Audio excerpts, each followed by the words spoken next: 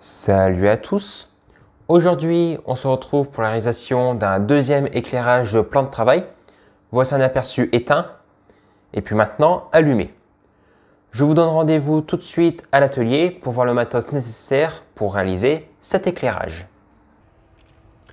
Concernant le matos, donc il nous faut déjà dans un premier temps un ruban LED. Mon choix s'est porté sur celui-ci. Ce sont des minuscules LED avec une densité extrêmement importante. Donc ça donne une luminosité très homogène et qui éclaire déjà plutôt pas mal.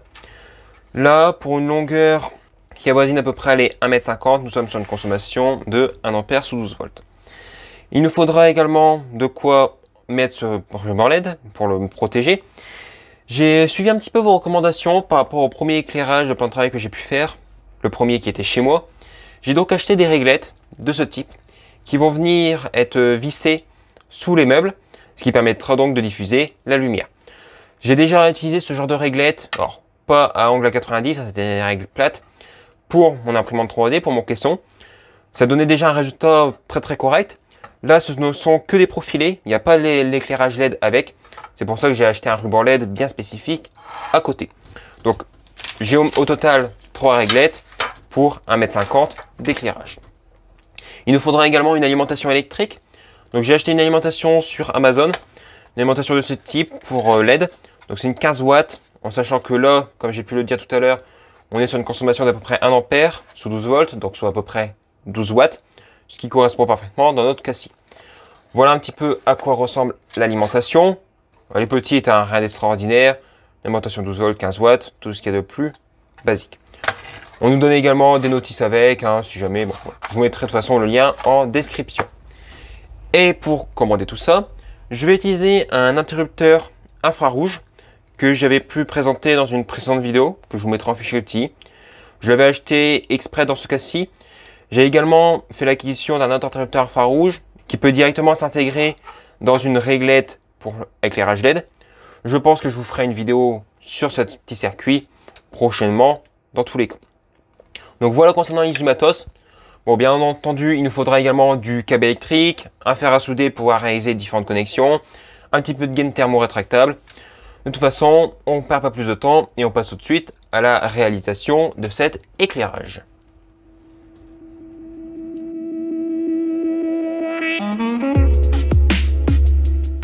Première étape, câblage de l'alimentation LED.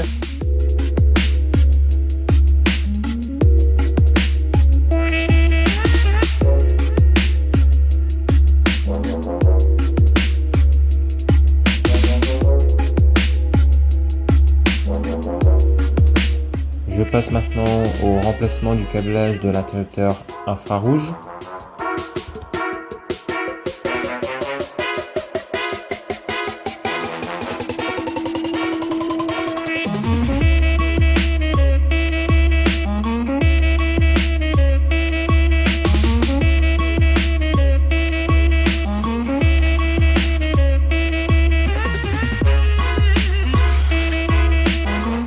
Perçage du meuble pour la mise en place de l'interrupteur infrarouge.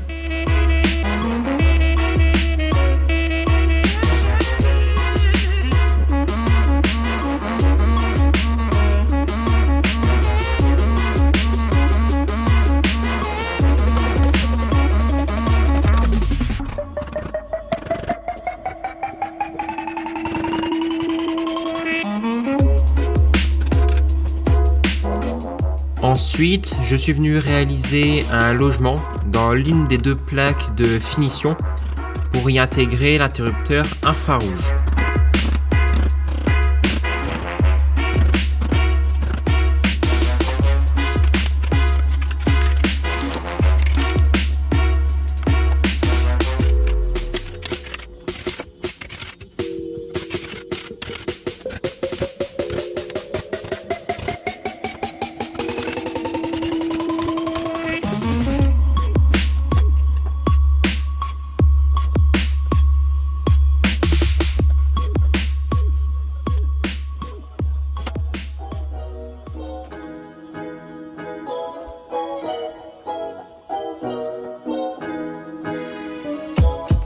Plaque de finition maintenant réinstallée. Je vais maintenant pouvoir passer à la partie élec dans le placard.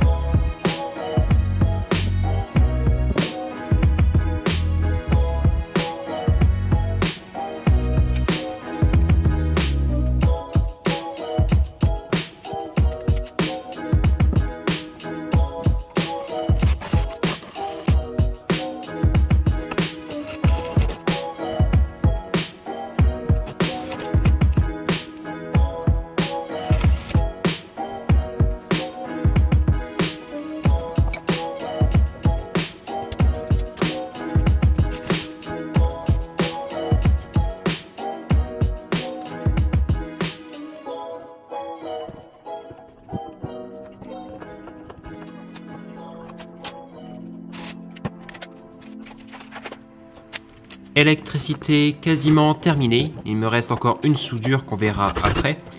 Mais là, l'installation des réglettes devient indispensable pour pouvoir terminer cette installation.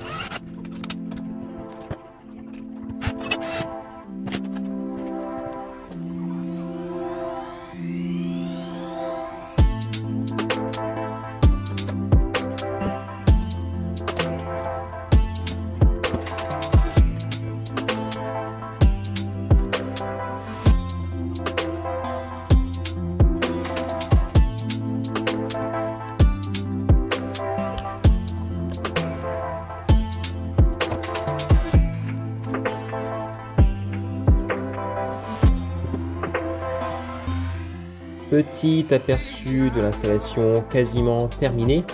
Il me reste juste les réglettes en plastique à remettre par-dessus. Dans l'ensemble, c'est plutôt bien passé. Le ruban LED à mettre, excellent. Par contre, les réglettes, la première est un peu plus chaotique à installer que les suivantes. C'est la première fois que je fais ça en même temps. Éclairage officiellement terminé.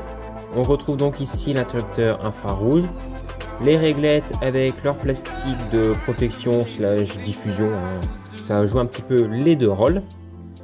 Dans l'ensemble, le résultat est plutôt correct, c'est pas parfait partout, mais ça convient parfaitement aux personnes chez qui j'ai pu installer cela. Petit aperçu dans le placard, ça reste ma foi relativement discret. On va enfin pouvoir passer au test de l'installation. Je vais donc passer ma main sous l'interrupteur infrarouge. La lumière s'allume de manière progressive, donc c'est parfait niveau confort visuel. Alors c'est difficile de voir à la caméra, mais c'est ni trop ni pas assez. Les personnes sont très satisfaites de l'installation. On se donne rendez-vous maintenant à l'atelier pour une petite conclusion. Me voilà de retour à l'atelier. Pour cette conclusion, il me semble intéressant de commencer par le prix de la réalisation. Si je ne l'ai pas déjà dit, je le répète, on est sur un budget d'environ 30 € pour pouvoir réaliser cet éclairage. Après, dans ce cas de figure, il me semble qu'on était sur 1,50 m d'éclairage, soit 10 € les 50 cm. Plus on va éclairer une grande longueur, moins ça va coûter cher. Le prix aux 50 cm sera moins cher. Ce qui m'a coûté plus cher en fait dans tout l'achat du matos, ça a été l'alimentation électrique. J'ai pas souhaité acheter un truc sur AliExpress pour des questions de fiabilité. Je voulais quand même que ça ait une bonne durée de vie, donc je me suis dit que sur Amazon, étant donné que les produits sont vendus en Europe, il y a des certificats en plus et des contrôles supplémentaires qui devraient donner une meilleure fiabilité pour l'alimentation. Donc c'est pour ça que mon choix s'est porté là-dessus. Après, j'ai peut-être tort. Si jamais il y a une remarque, n'hésitez pas à la faire en commentaire. Après, on peut également parler du délai de réalisation. J'ai mis 4 bonnes heures, en sachant que je filme en même temps et j'ai pas des outils super poussés. De toute façon, vous les avez vus précédemment dans la vidéo. Mais sans avoir forcément d'outils très poussés, la réalisation est faisable par n'importe qui. Il faut juste avoir quand même un minimum de connaissances en électricité. Juste, faites pas les cons quand vous touchez à l'électricité. Sinon, j'espère que ce second éclairage pour mon travail vous aura plu. Il me semblait pertinent quand même de faire cette vidéo, étant donné que la méthode de pose et de réalisation est totalement différente de celle que j'ai pu réaliser chez moi. Vous aurez encore une fois la vidéo disponible en fichier petit et en bas dans la description. Si jamais vous avez des remarques sur la réalisation, n'hésitez pas. Suite à ma première vidéo, j'ai eu des remarques, j'ai pris en compte et ça m'a permis de découvrir certains produits, donc n'hésitez pas à mettre ça en commentaire. Après, comme d'habitude, si la vidéo vous a plu, n'hésitez pas à partager, commenter et à mettre un like, ça aide au référencement des vidéos et à faire évoluer la chaîne. Bientôt les 10 000 abonnés. Et si cela n'est pas déjà fait, vous pouvez vous abonner avec le bouton qui apparaît à l'écran. C'est 100% gratuit, vous êtes très nombreux à regarder mes vidéos et à ne pas être abonné.